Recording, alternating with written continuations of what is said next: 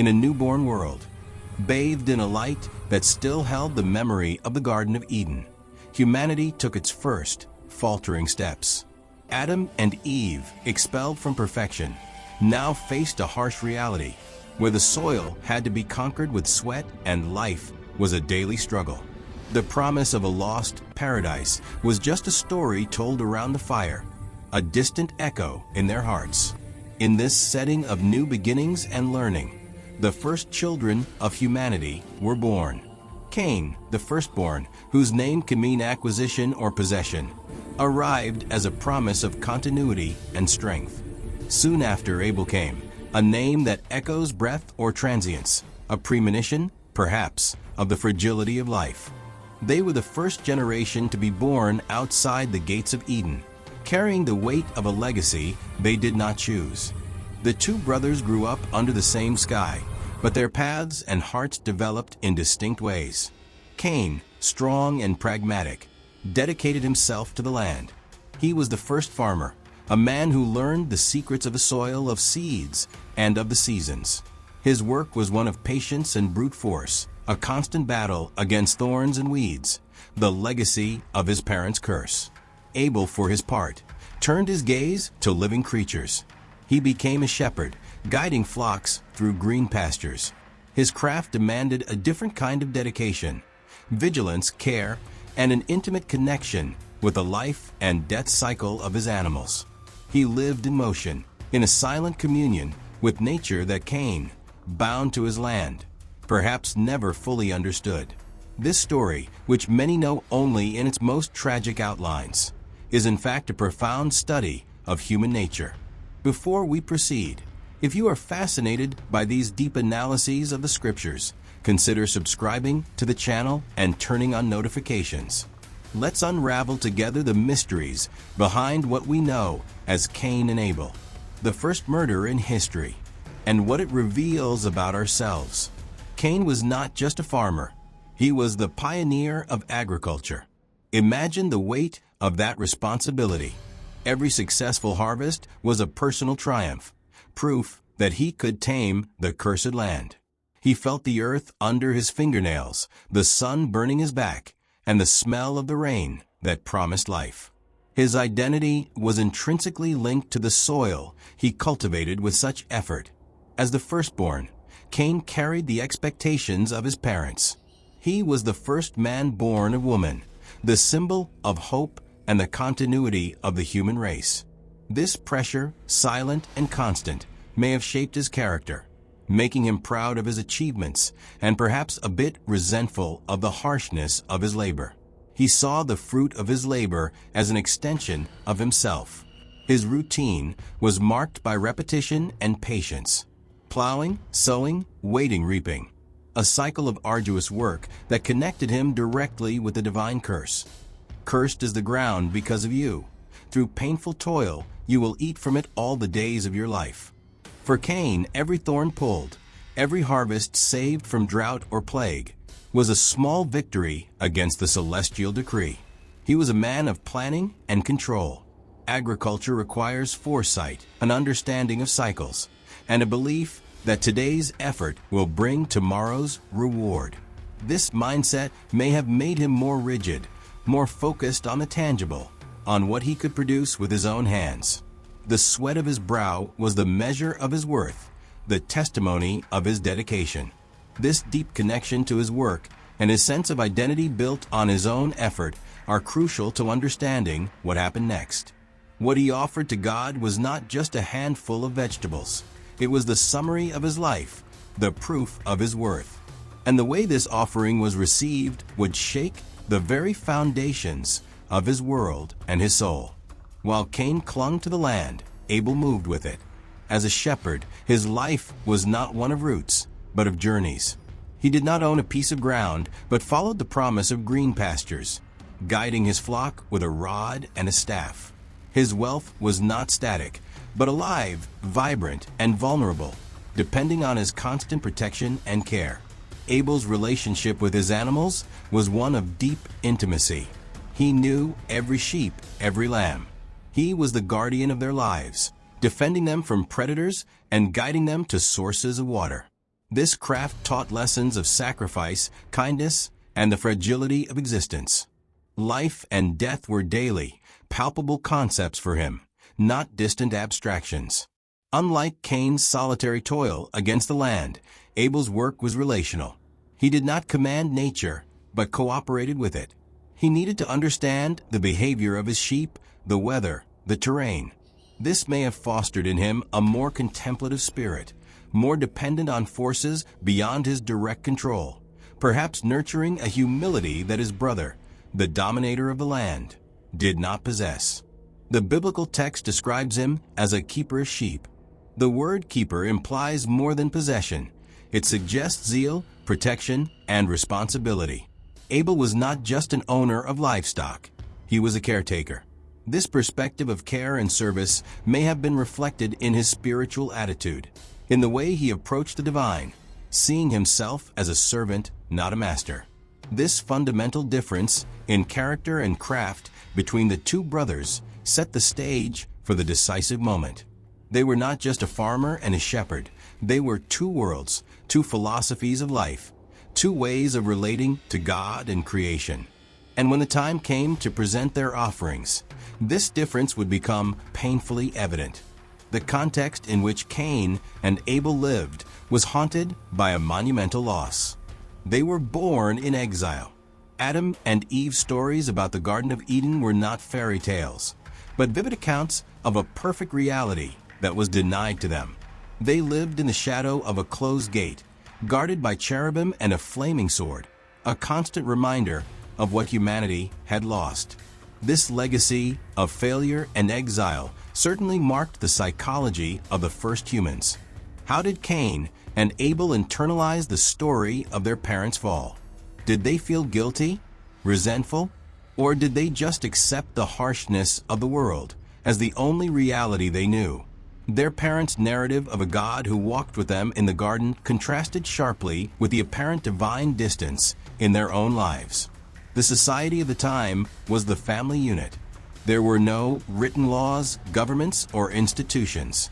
The only authority was that of their parents, Adam and Eve, and the supreme authority of a God who, though invisible, had communicated directly with the family. The rules of coexistence and morality were being written in real time, through direct experiences. The earth itself was different. It was a wild, untamed, and, according to the narrative, cursed world. The work to survive was not an option, but a relentless necessity. Cain struggled to make the land produce, while Abel protected his flock from unknown dangers. Each day was a test of endurance and skill, a struggle for existence in an environment that was no longer the welcoming cradle of Eden. In this environment, the need to connect with the Creator became a fundamental impulse. How to appease this God who had expelled their parents. How to obtain His favor and blessing in a hostile land. It was from this existential need that the concept of an offering, of sacrifice, was born. An act that aimed to bridge the abyss between the human and the divine, an attempt to restore, however minimally, the lost communion. Where did the idea of offering something to God come from? The text of Genesis does not detail an explicit divine instruction to Cain and Abel on how to perform sacrifices. This raises an intriguing question. Was it a spontaneous act of worship, or were they following a precept taught by their parents? Adam and Eve saw God sacrifice an animal to make clothes for them. Perhaps the first lesson on atonement was born there. Cain, the farmer, brought an offering of the fruit of the ground to the Lord. It seems like a logical and sincere gesture. He offered what he had, the product of his sweat and hard work. He brought a portion of his harvest, the symbol of his identity and his victory over the cursed soil. In our modern eyes, it seems like a perfectly valid and honorable offering. Abel, on the other hand, brought of the firstborn of his flock and of their fat portions. His offering involved life and blood. He did not bring just any animal, but the firstborn, the best, the most valuable. And not just the animal, but its fat, considered the noblest part. There was a care, a specificity, and a greater cost in his offering that seemed to point to a deeper understanding of what pleased God. The central question that has puzzled theologians for millennia is, why did God have regard for Abel and his offering, but for Cain and his offering he had no regard? Was the problem in the type of offering, blood versus fruit? Or did the problem lie in the heart of the giver? The Bible later in the book of Hebrews suggests that by faith Abel offered to God a more acceptable sacrifice than Cain. This brings us to the core of the conflict. The rejection was not just of a gift, but of the person behind the gift. Cain did not just see his vegetables despised. He felt personally rejected, devalued, and humiliated. God's reaction ignited a dangerous flame in his heart, a toxic mixture of jealousy, anger, and deep existential pain. Cain's response to the divine rejection was visceral and immediate. The text says that Cain was very angry, and his face fell. This is not simple sadness or disappointment. It is a deep anger, a fury that transfigured his face. The fallen countenance is a powerful image of someone consumed by inner darkness, whose world has suddenly lost its color and hope. This is one of the first and most powerful portrayals of the psychology of envy in literature. Cain did not look within himself to understand the failure. He looked outward at his brother. Abel, the blessed one, became the target of his resentment. Abel's blessing seemed to be the direct cause of his own curse. In his mind, his brother's success was proof of his own failure.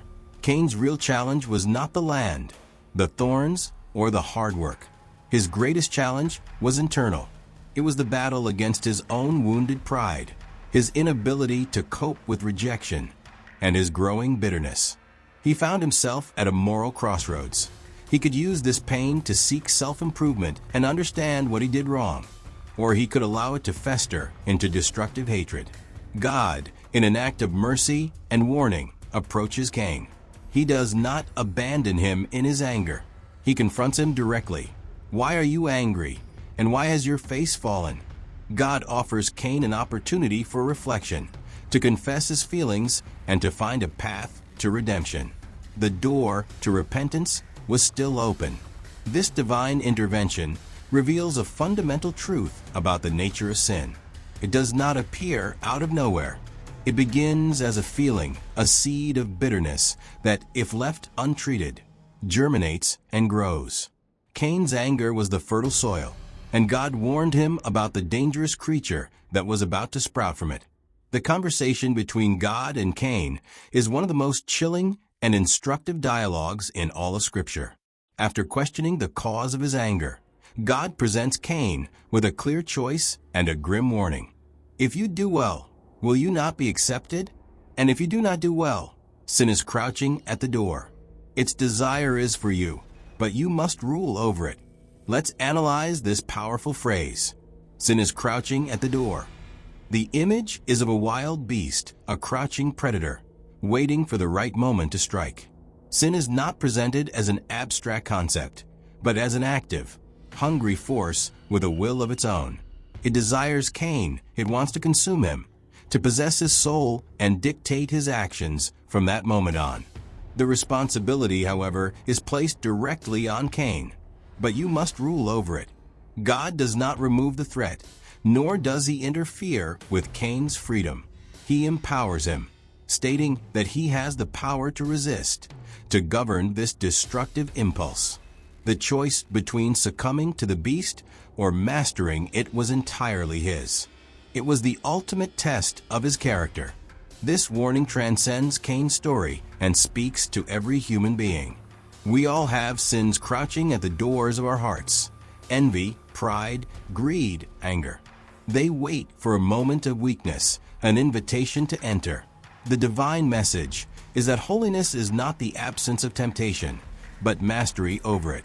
Cain now faced his most crucial challenge, not in the cultivated field, but on the battlefield of his own soul. The voice of God echoed in his mind, offering a path back to the light. But another voice, a dark and seductive whisper from the crouching beast, promised a different solution, a terrible release, for his pain through violence. Which voice would he choose to hear? Cain's silence after the divine warning is deafening. The text records no response, no cry for help, no reflection. He seems to have closed himself off to the voice of reason and grace. What follows is a calculated decision, shrouded in a sinister calm that precedes a storm. Now Cain said to his brother Abel. What did Cain say to Abel? The Bible does not tell us the details of the conversation, leaving a void that our imagination fills with a chill. Was it a normal conversation, an excuse to lure him away from any possible witnesses? He might have spoken about work, the harvest, the flock, masking the deadly intent that was growing in his heart like a weed. The invitation was to the field. And when they were in the field, Cain rose up against his brother Abel and killed him. The field, the place of Cain's work, the scene of his frustration, and now the stage for his revenge. It was his territory, the place where he felt in control, which makes the act even more premeditated and personal. This was not a crime of passion in the heat of an argument. It was a decision Cain made after being warned by God. He had time to reconsider. He walked with his brother, side by side, knowing what he planned to do.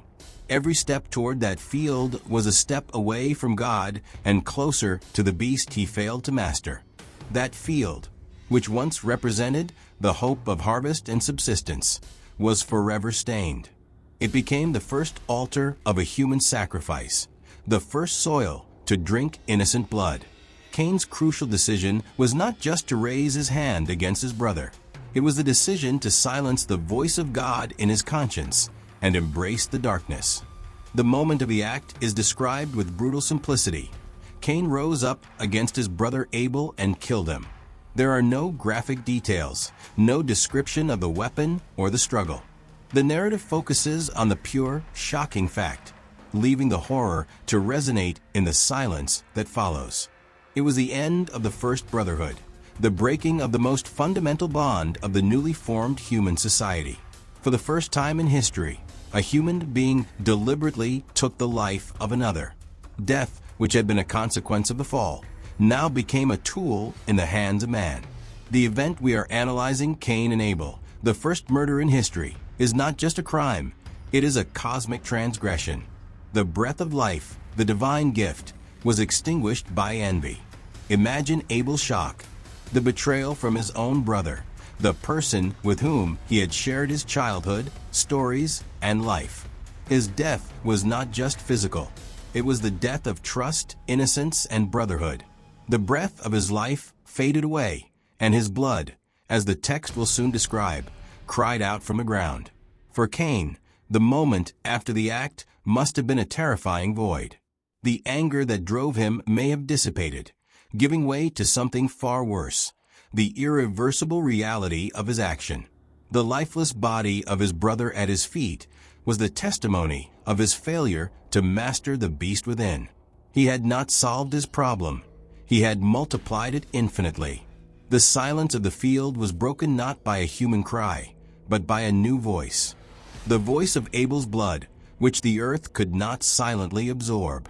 Creation itself became a witness to the crime, and the soil, which Cain so loved and cultivated, was now contaminated by his act, becoming his accuser before the Creator. After the crime, God again approaches Cain. The question he asks is piercing in its simplicity. Where is Abel your brother? God, being omniscient, obviously knew the answer. The question was not to obtain information, but to provoke a confession. It was one last chance for Cain to admit his wrongdoing, to face the truth of his act. Cain's answer has become one of the most infamous phrases in human history. I do not know. Am I my brother's keeper? This is a response of defiance, sarcasm, and denial. He not only lies to God, but also rejects any sense of responsibility for his brother. The rhetorical question, am I my brother's keeper, is an attempt to deflect blame and deny the fundamental duty of brotherly love. This phrase echoes through the centuries, encapsulating the human tendency to isolate oneself, to deny mutual responsibility, In a world where the only society was his family, Cain's denial was a denial of his own humanity. He broke the social contract before it was even formally established, declaring that his brother's well-being was not his concern. The divine response is immediate and damning. "What have you done? The voice of your brother's blood is crying to me from the ground." God exposes Cain's lie not with arguments, but with the irrefutable evidence of the crime itself. Abel's blood has a voice, a cry that reaches the heavens. Justice is not a human invention. It is a cosmic principle. The interrogation reveals the progression of Cain's sin. It began with envy, evolved into anger, turned into premeditated murder, and culminated in lies and defiance of divine authority. He failed at every stage, at every opportunity to turn back and repent. His decision to reject the role of his brother's keeper sealed his fate. Cain's sentence is pronounced, and it is directly linked to the nature of his crime. "And now you are cursed from the ground, which has opened its mouth to receive your brother's blood from your hand." His curse comes from the very earth he loved and from which he drew his identity. The soil, now contaminated, turns against its first farmer. The curse has two specific and terrible parts. First, when you work the ground, it shall no longer yield to you its strength. The farmer is cursed with barrenness. His life, his purpose, his work all become futile. The connection he had with the soil has been irremediably broken. He is condemned to work in vain, a psychological torture for a man whose worth was measured by the fruit of his labor. The second part of the curse is exile. You shall be a fugitive and a wanderer on the earth. He is expelled from the presence of his family and from the presence of God, condemned to wander aimlessly, without belonging, without community. The man who refused to be his brother's keeper would now have no one to keep him. It is absolute loneliness as punishment for breaking the communal bond. Cain's reaction to the sentence is one of despair, not repentance. "My punishment is greater than I can bear," he laments. He is not saddened by the sin, but by the consequence. His fear is that, as an unprotected wanderer, anyone who finds him will kill him. He fears receiving the same fate he inflicted upon his brother. In this moment of despair, we see a glimpse of the complexity of divine judgment. Justice is severe, but it is not an eye for an eye. Cain, the first murderer, does not receive the death penalty. Instead, his life is spared, so that he may live with the consequences of his actions, a living, wandering reminder of the gravity of sin. In response to Cain's fear of being killed, God performs an enigmatic and paradoxical act. He places a mark on Cain, and the Lord put a mark on Cain, so that no one who found him would kill him. The exact nature of this mark has been the subject of endless speculation, but its purpose is clear. It is a sign of divine protection. This is one of the most complex aspects of Cain's legacy. The first murderer, cursed and exiled, receives a seal of protection from God himself. It is an act of mercy within the judgment. God does not completely abandon Cain to his fate. He preserves his life, even if that life is one of suffering and wandering, preventing the cycle of revenge from beginning. The mark of Cain, therefore, is not a mark of shame, as is popularly believed, but a warning to others. It was a sign that said, "This man is under a divine judgment. Do not touch him, for his punishment belongs to me." Vengeance is claimed by God, establishing a principle that final justice is not in the hands of men. This act of God has profound implications. It shows that even for the worst of sinners, there is a limit to human retaliation. Life, even that of a murderer, is regarded in such a way that its preservation is guaranteed by a divine decree. This complicates the narrative, showing that God's justice is not simplistic or purely punitive. It is multifaceted and mysterious. With the curse pronounced and the protective mark imposed, Cain begins his journey east of Eden to the land of Nod, which means wandering. He leaves behind everything he knew, his family, the familiar soil, and the symbolic proximity of the lost garden. He walks into the unknown, carrying the weight of his crime and the sign of a mercy he might never understand. Cain's legacy, however, is not just one of wandering and exile. In a surprising development, the man condemned to be a wanderer becomes the first city builder in history. Far from the presence of God in the land of Nod, Cain built a city and called the name of the city after the name of his son, Enoch. This act is laden with symbolism. The city represents humanity's attempt to create its own security, its own substitute paradise. It is an effort to combat the curse of wandering through stability, community, and mutual defense. Cain, the homeless man, founds the concept of a communal home, a fortress against the chaos of the outside world. The civilization that is born from Cain is marked by innovation and material progress. His descendants are described as pioneers in various fields. Jabal was the father of those who dwell in tents and have livestock. Jubal was the father of all those who play the lyre and pipe.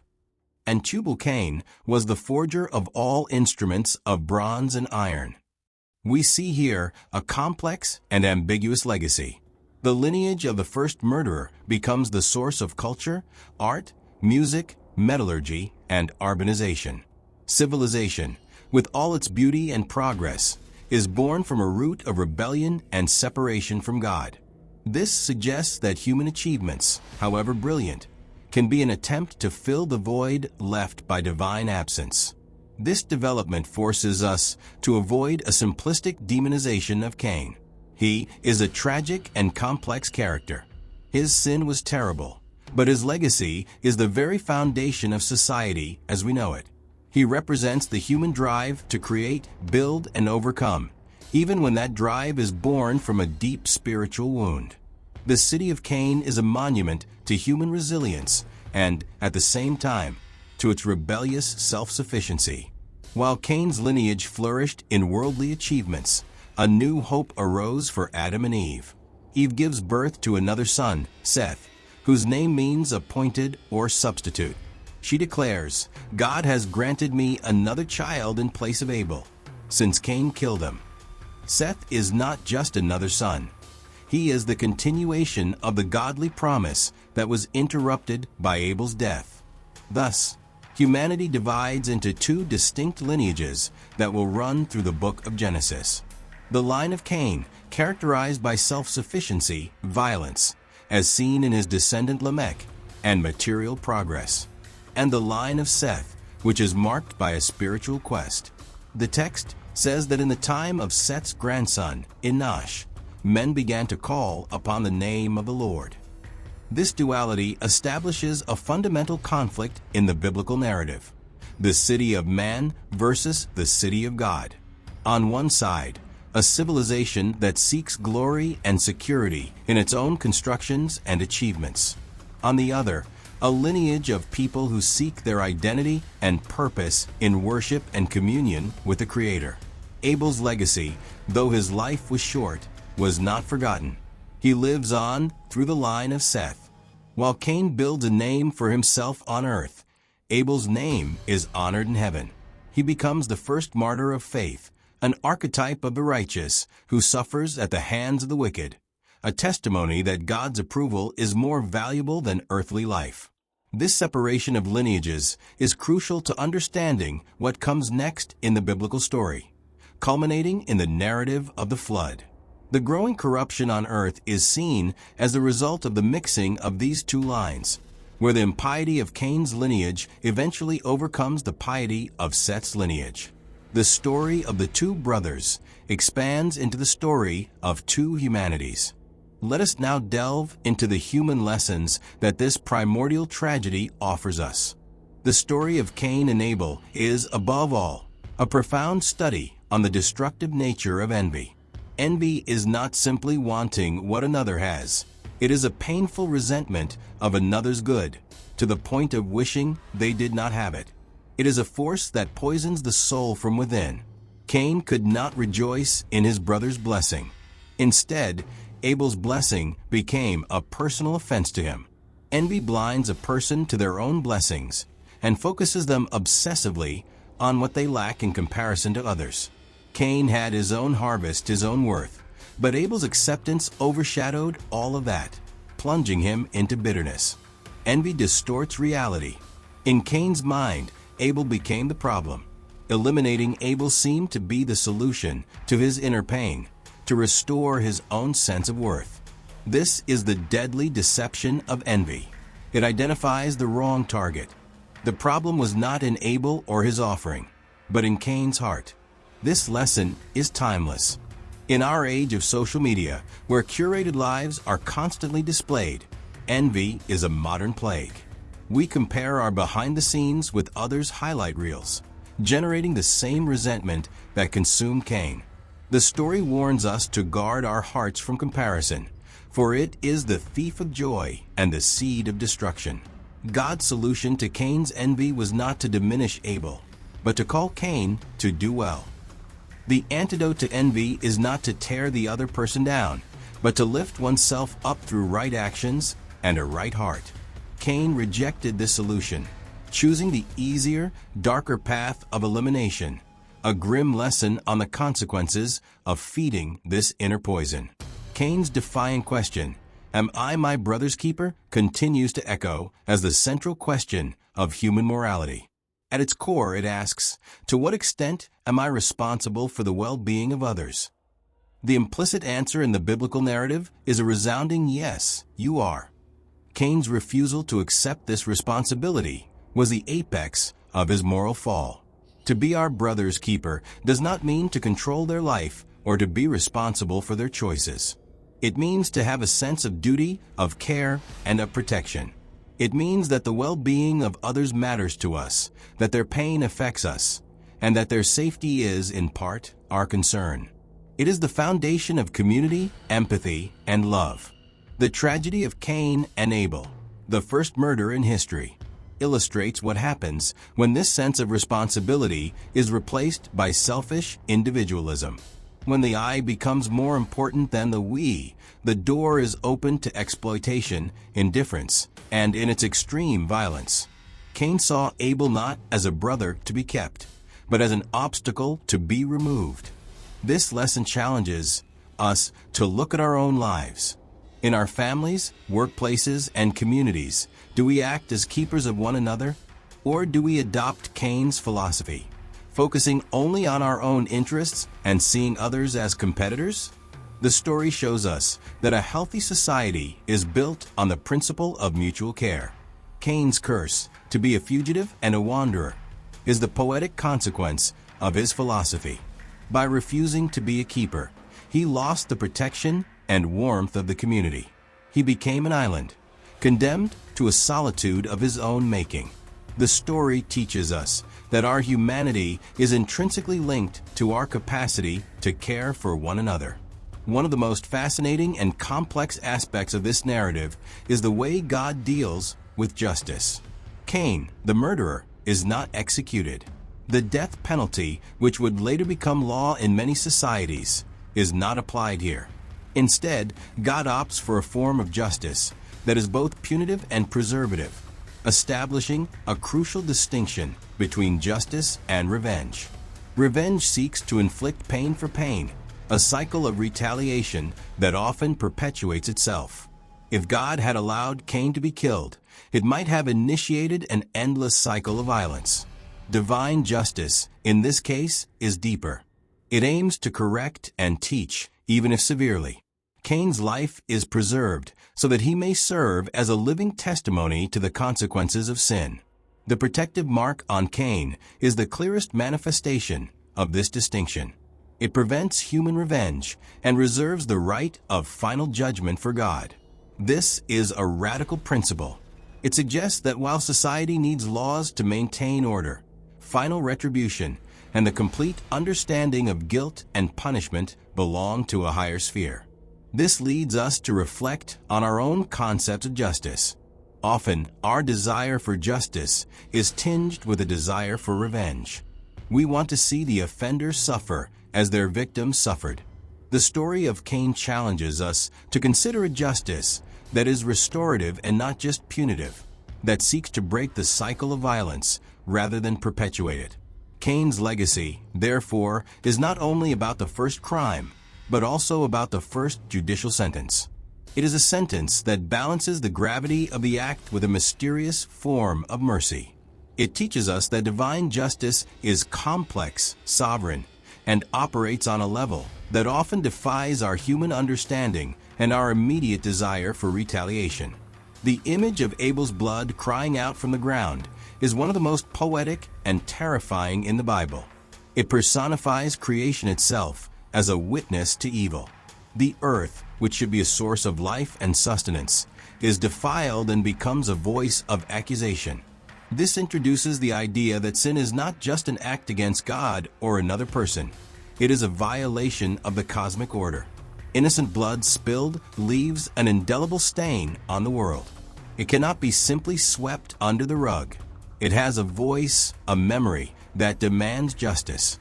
This concept resonates throughout history, from martyrs to victims of genocide. There is an intrinsic belief in the human conscience that such acts of evil cannot go unanswered. This cry suggests that justice is a fundamental force of the universe, like gravity. It can be ignored for a time, but eventually its pull will be felt. Cain tried to hide his crime, but the very ground betrayed him. It is a reminder that there are no secrets from the Creator, and that accountability for our actions is inevitable. The voice of Abel's blood contrasts sharply with Cain's silence after God's warning and his defiant lie. The innocent dead has more to say than the guilty living. The truth, even when silenced by violence, finds a way to surface. It is a message of hope for the oppressed and a warning to the oppressors.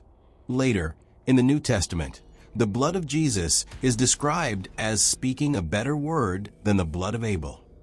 While Abel's blood cries out for justice and vengeance, Christ's blood cries out for mercy and forgiveness. The story of Cain establishes the problem, the cry for justice, that the later Christian narrative seeks to resolve in a redemptive and transformative way. At the heart of Cain's story is the issue of choice. He was not a puppet of fate, predestined to kill his brother. At every step of his downward journey, he was confronted with a choice. He chose to nurture envy rather than deal with it. He chose to ignore God's direct warning. He chose to deceive his brother and lead him to the field. He chose to raise his hand. God explicitly warned him, "You must rule over it, sin." This phrase is the key to the entire narrative. It affirms the moral agency of the individual. Cain had the capacity to resist, to choose a different path. His tragedy was not the rejection of his offering, but his refusal to exercise his power to master his own dark impulses. This makes Cain a tragically human character. He is a mirror of our own struggles. We all face moments when the beast of resentment, anger, or greed is crouching at our door. And in each of those moments, we are confronted with the same choice Cain faced, to master or to be mastered. The story serves as a perpetual warning about the power of small choices. Abel's murder did not begin with a blow, but with an envious thought, an unchecked emotion. Sin is rarely a singular event. It is the culmination of a series of concessions and bad choices that lead us down a path we never intended to follow. Therefore, Cain's legacy is ultimately a legacy about the power and responsibility of human freedom. We are the architects of our character. Our lives are shaped not by the circumstances we face, but by the choices we make in response to them. Cain shows us how disastrous the result can be when we choose to abdicate our duty to master the evil within. The story of Cain and Abel transcends theology and becomes a foundational myth of the human condition. It is a tale that explores the fundamental tensions that define our existence: love and hate, acceptance and rejection, community and exile, good and evil. It is the first of many stories that attempt to explain why the world, despite its beauty, is so full of suffering and violence. It addresses the issue of sibling rivalry, an archetype that appears in countless cultures and stories, from Romulus and Remus to more modern tales.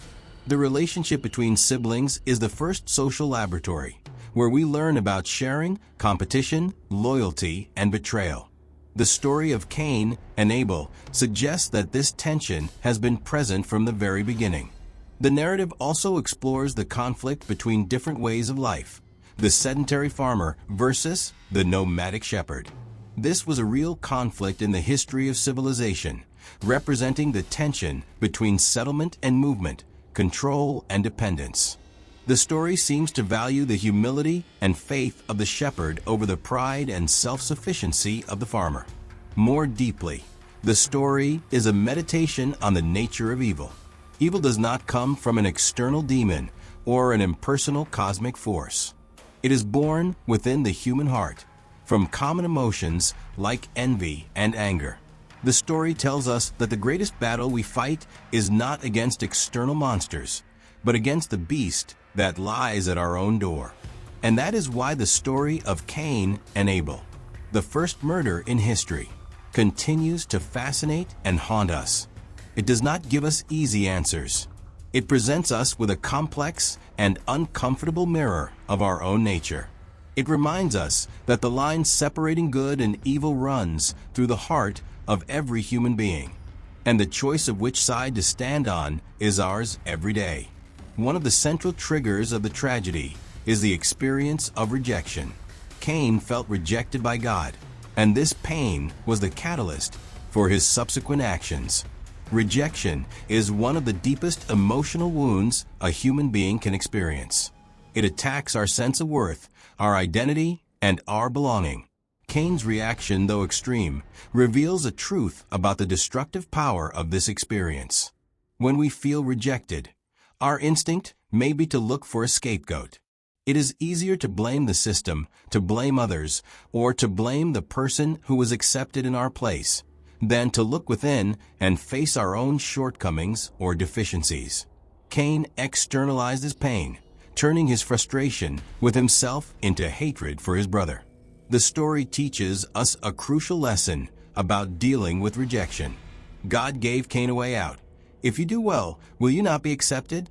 The solution to rejection was not to destroy the competition, but to improve oneself. It was a call to self-evaluation and behavioral change, an opportunity to grow through adversity. Cain refused this opportunity. He preferred the path of bitterness and revenge, a path that promised immediate relief, but led him to a much greater ruin. This shows us that rejection itself is not what defines us, but our response to it. We can allow it to destroy us, or we can use it as a catalyst for personal and spiritual growth. In a world full of competition and evaluation, we will all face rejection at some point, whether in a relationship, a career, or a social circle. The memory of Cain serves as a dark reminder of what can happen when we allow the pain of rejection to fester into a poison that consumes our soul and destroys our relationships. There is a chilling silence in the narrative between God's warning and the act of murder. Cain does not argue, does not defend himself, does not ask for help. He simply hears the warning and proceeds with his dark plan. This silence is the proof of premeditation. The beast crouching at the door did not attack him by surprise. He opened the door and invited it in. This period of silence was where the crime was truly committed, in Cain's heart. The physical action in the field was merely the consummation of a decision already made. He had time to reflect on God's words, to feel the weight of the warning. He could have walked away. He could have confessed his struggle to Abel or his parents. He chose not to. Premeditation makes Cain's crime even more heinous. It was not a thoughtless act of rage, but a deliberate plan born of envy and resentment. The invitation to go to the field was an act of deception, a betrayal of brotherly trust. He used the normalcy of a walk together as a weapon to lure his victim to an isolated location. This aspect of the story warns us about the dangers of silently stewing on dark thoughts. When we harbor resentments and plan revenge in secret, we are building a prison for ourselves. The lack of communication, the refusal to seek help or to confess our internal struggles, allows the darkness to grow unchecked. Cain's silence is a reminder that evil flourishes in the absence of light and dialogue. Community, confession, and transparency are powerful antidotes against the plans that form in the shadows of an embittered heart. Cain's decision not to speak, not to respond to God's offer of dialogue, was what sealed his fate and that of his brother. Abel's murder marks the second great fall of humanity. If the first, in Eden, was the fall of innocence before God, this is the fall of innocence before one another. The first transgression was vertical, man against God, while the second was horizontal, man against man. From this point on, fear and distrust permanently enter human relationships. Imagine the impact on Adam and Eve. They had already lost paradise. Now they lost two sons at once, one to death, the other to exile and a curse. Their suffering must have been unimaginable. The pain of seeing the sin they introduced into the world flourish so horribly in their own offspring. The world after Abel's death is a darker, more dangerous place. The possibility of violence from those who should love and protect us becomes a reality. Cain's question, "Whoever finds me will kill me," reveals this new reality. He projects his own act onto others, assuming the world now operates under the law of revenge. This event establishes a pattern of violence that escalates throughout the book of Genesis. Cain's descendant, Lamech, boasts of killing a man for wounding him, promising a vengeance 77 times greater than Cain's. The spiral of violence, once started, is difficult to stop. The loss of relational innocence is a wound that humanity carries to this day.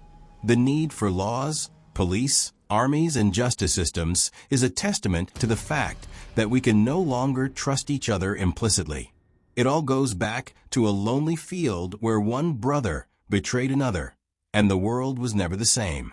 Cain's act of building a city and naming it after his son, Enoch, is profoundly significant. It is an attempt to create a legacy, to build a name for himself, separate from his identity as a murderer and an exile. The city is a monument to his own perseverance and an effort to find a new purpose and a new identity. This quest to make a name for oneself becomes a recurring theme in the line of Cain and later in stories like that of the Tower of Babel. It represents the human ambition to achieve immortality and meaning through one's own works, rather than finding them in a relationship with God. It is a search for earthly glory to compensate for the loss of heavenly grace. Cain's city offers physical security, but what kind of spiritual security does it offer? It is a community founded by a man who broke the most basic of communal bonds. It is a society built on a foundation of rebellion and self-sufficiency. The progress and culture that flourish there, though impressive, carried the seed of their founders' impiety.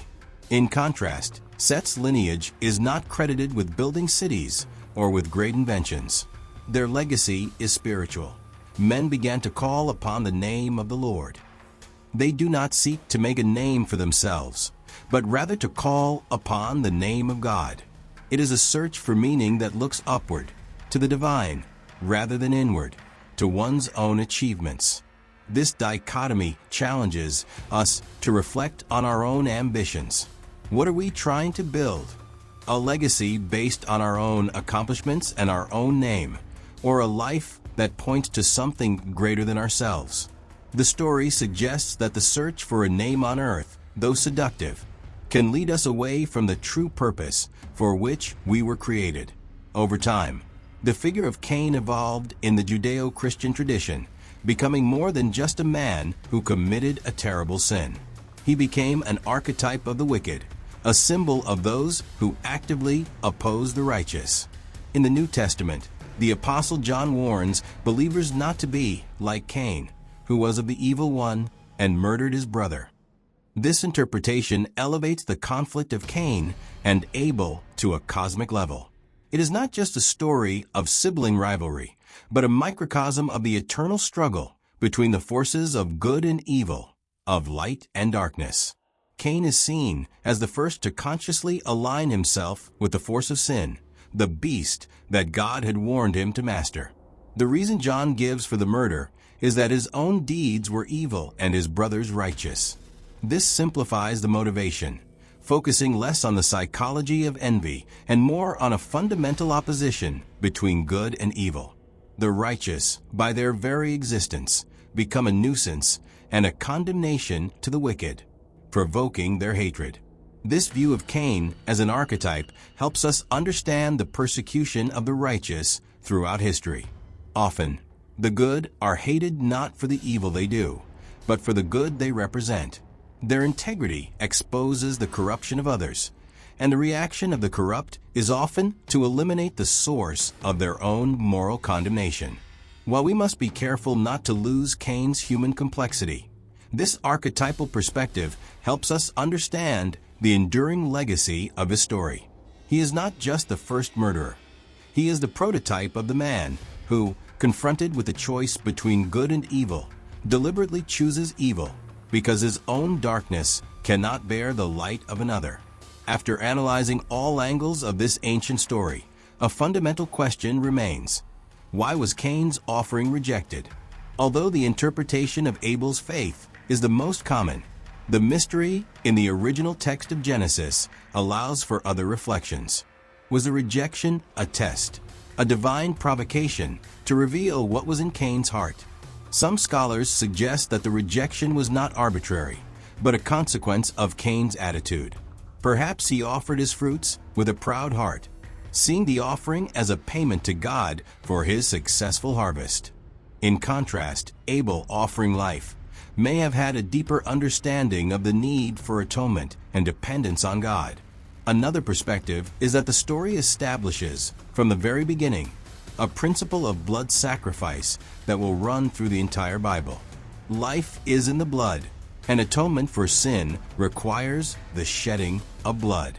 In this view, Cain's offering, though sincere, was theologically inadequate according to the divine plan that would later unfold. The beauty and power of the narrative lie, in part, in its ambiguity. By not providing a simple, explicit answer, the text forces us to wrestle with the question. It invites us to examine our own hearts and our own offerings to God. Are we approaching with humility and faith, or with pride and self-sufficiency? In the end, the exact reason for the rejection is less important than Cain's reaction to it. The story is not about the mechanics of the perfect sacrifice, but about the human response to adversity, disappointment, and the apparent silence of God. It is a story about what we do when life does not meet our expectations and when we feel wronged. The impact of the story of Cain and Abel goes far beyond religious texts. It has seeped into the tapestry of Western culture, becoming a universal reference for sibling rivalry and the origin of violence. From John Steinbeck's East of Eden to countless paintings, poems, and songs, the image of the two brothers in the field has become a powerful symbol. In literature, Cain is often portrayed as the tragic rebel, the outcast who bears the weight of knowledge and sin.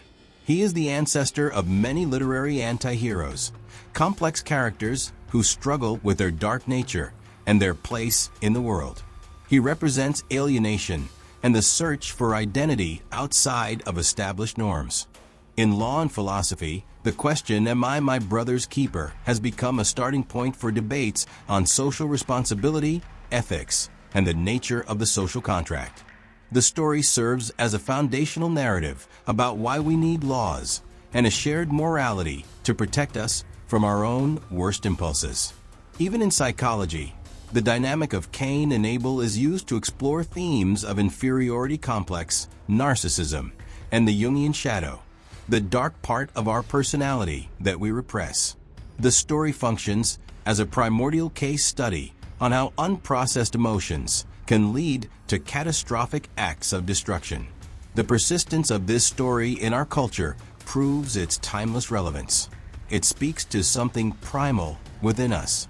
If you are interested in how these ancient stories have shaped our world and our thinking, leave a comment below with other narratives you would like to see analyzed. Your participation helps shape the future of our channel. Cain's position as the firstborn adds a layer of psychological complexity to the story. In many ancient cultures, the firstborn held a special status, inheritance rights, and leadership of the family. Cain may have had an innate sense of entitlement and superiority. He was the first, the original, the rightful heir. The acceptance of Abel, the younger brother, would have been a devastating blow to this status. It was not just a personal rejection. It was a subversion of the natural order as he understood it. The younger was preferred over the elder. This may have been perceived by Cain as a fundamental injustice, a threat to his very identity and position. This dynamic of the younger brother supplanting the elder is a recurring theme in the Bible. We see it with Isaac and Ishmael, Jacob and Esau, Joseph and his brothers, and David and his older brothers. The story of Cain and Abel is the first and most tragic instance of this pattern. It seems that God consistently chooses the unlikely, the weaker, to accomplish his purposes. This serves as a lesson against pride and presumption based on status.